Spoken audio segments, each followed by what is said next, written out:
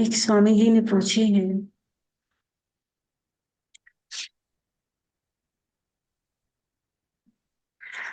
पूजनीय प्यारी माँ, प्रणाम।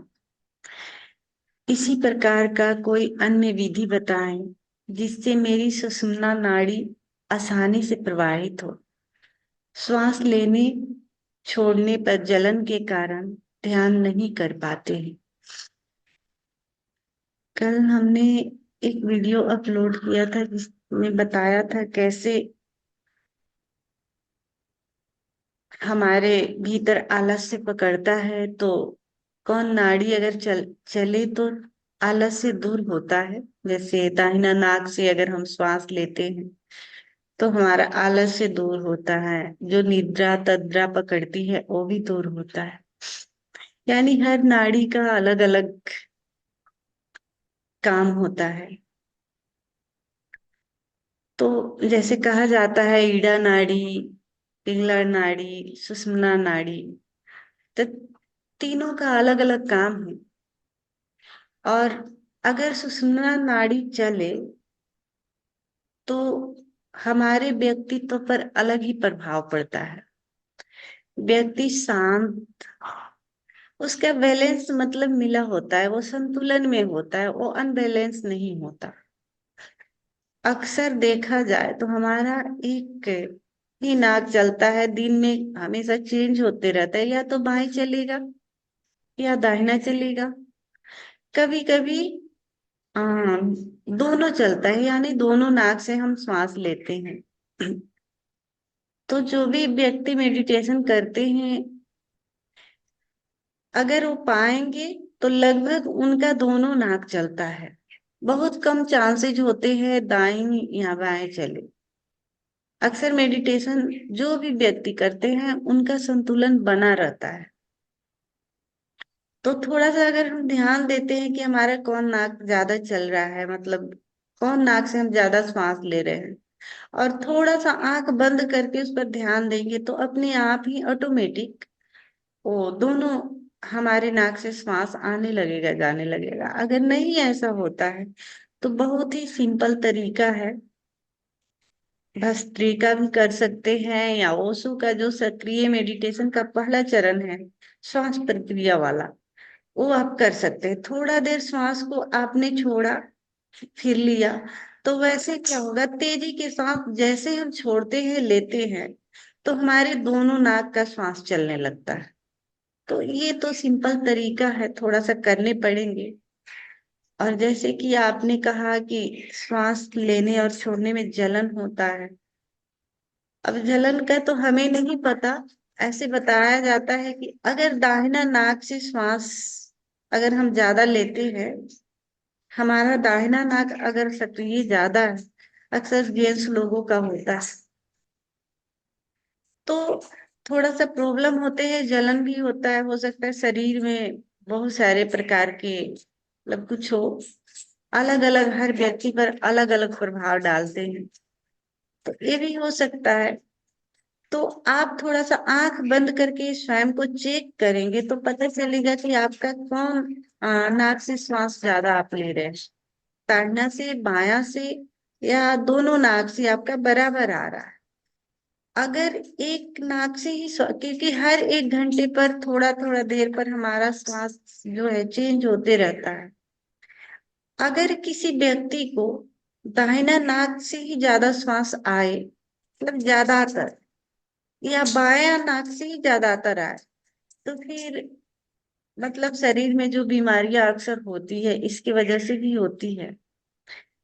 तो एक साधक को थोड़ा सा चेक कर लेने पड़ेंगे। अगर ज्यादा एक ही नाक चल रहा है, बार बार एक ही नाक से श्वास चल रहा है, तो थोड़ा सा आप ऐसे हाथ करके देखेंगे, अगर फील नहीं हो रहा है ऐसे कि हमारा एक नाक चल रहा है, दो नाक चल रहा है, तो ऐसे करेंगे तो आपको पता चलेगा। या एक नाक को दबा करके भी देखेंगे तो पता चलेगा, आपको दिक्कत होंगे। अगर एक नाक आपका चल रहा है, एक नहीं चल रहा, तो एक जब नाक दबाएंगे तो आपको थोड़ा सा प्रॉब्लम होगा, लगेगा कि मतलब हमें प्रेशर ले करके लेने पड़ रहा है।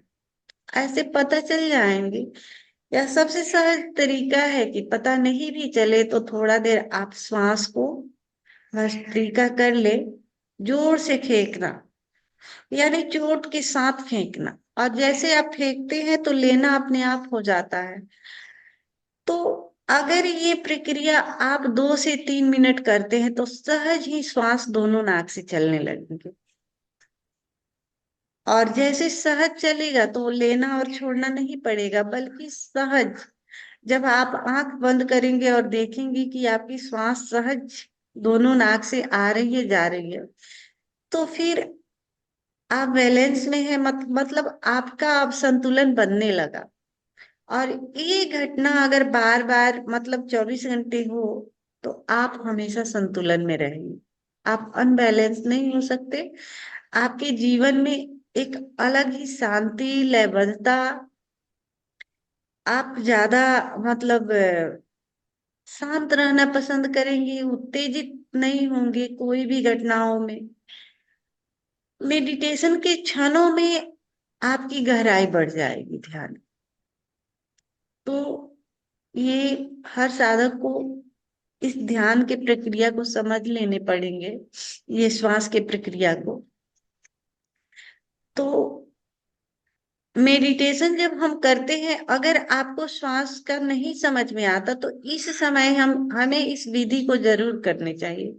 अगर आपको लगता है, चेक कर लीजिए कि एक नाक से तो कहीं सांस नहीं आ रही जा रही।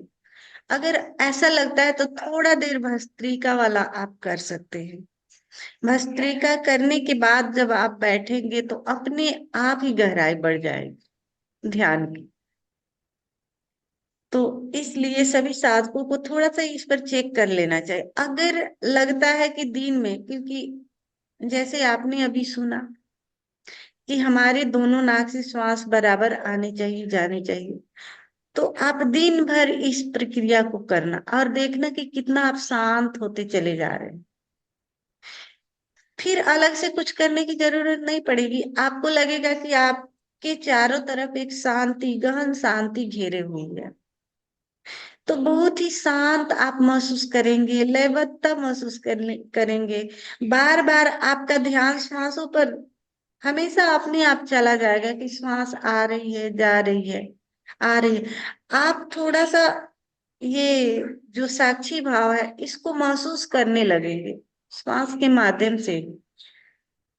तो ये जैसे जैसे थोड़ा सा आपको क्लियर होगा, तो इसके माध्यम से हम उस दृष्टा और साक्षी को अनुभव कर सकते हैं, महसूस कर सकते हैं। तो ये भी बहुत गहरा विधि है। इसको आप जब भी चेक कर लीजिए तो गहराई बढ़ने लगी। और सभी साधकों को ये थोड़ा सा करना चाहिए। तो आइए अब हम ध्यान में प्रवेश करते हैं।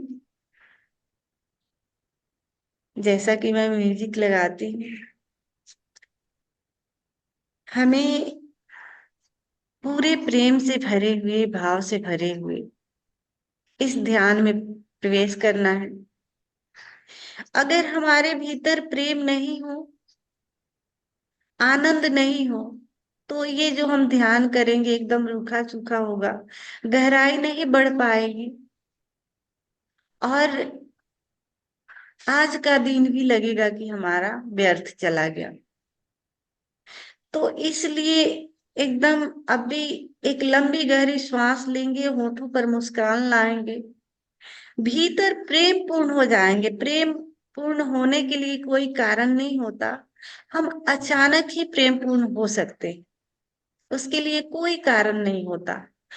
तो भीतर से एकदम आप फील करेंगे कि मैं बहुत प्रेमय हूँ, मेरे भीतर से प्रेम बह रहा है, मैं बहुत आनंदित हूँ। तो इस चीज को आप अनुभव करेंगे, जैसे आप भीतर ये महसूस करेंगे आप प्रेमय हो जाएंगे, आप आनंदित हो जाएंगे। और उसी प्रेम के साथ इस ध्यान में प्रवेश करना है। जैसा कि मैं संगीत लगाऊंगी, संगीत पर आपको स्वयं को नहीं बचाना है, बाहर के जगत को हमें भूल जाना है, स्वयं के भीतर से क्या घटित हो रहा है, पूरा ध्यान हमारा स्वयं पर हो। अभी यही इसी पल में प्रेजेंट में होना हो। ध्यान में बार बार हमारा मन पास्ट में, फ्यूचर में चला जाता है, तो जैसे ही याद आए आपको, तुरंत फिर स्वयं पर आ जाएंगे। स्वयं के पास जितना आप टाइम देंगे, जैसे श्वास चल रही है, शरीर बैठा है, जैसे कि अभी हमने कहा कि ये भी आप सिर्फ महसूस करेंगे कि हमारे दोनों नाक से श्वास आ रही है जा रही है, तो अलग ही आपको एक शांति घेर लेगा। जब सुषुम्ना नाड़ी चलती है तो हमारे व्यक्तित्व ही चेंज हो जाते हैं, हमारे जीवन में एक अलग ही आभा मंडल हमें घेर लेती है। वो एक नाड़ी नहीं चलती तो हम अनबैलेंस होते हैं, जैसे कि तराजू को आपने देखे होंगे कि एक पलड़े में अगर कुछ रख दिया जाए तो एक पलड़ा नीचे हो जाएगा, एक ऊपर, यानी हमारा जीवन ही पूरा अनबैलेंस हो जाता है। तो इसलिए आपको जैसे याद आए कि हमारा श्वास कैसे चल रहा है, एक नाक से तो कहीं नहीं चल रहा, तो ये बार बार आप प्रयास करेंगे तो ये आपकी एक आदत बन जाएगी और बार बार आपका ध्यान वहां जाएगा और जीवन में एकदम अलग ही शांति घटित होने लगी। तो ये ध्यान के समय में आप कोशिश करेंगे, जैसे ध्यान के समय में कोशिश करेंगे, बाद में अपने आप ही ये होने लगेगा। तो आइए अब हम इस ध्यान में प्रवेश करते हैं। जो भी मित्र खड़े हो सकते हैं वो खड़े हो जाएं, जो बैठे रहना चाहेंगे वो बैठे बैठे ही पूरी तरह से नृत्य में डूबना है।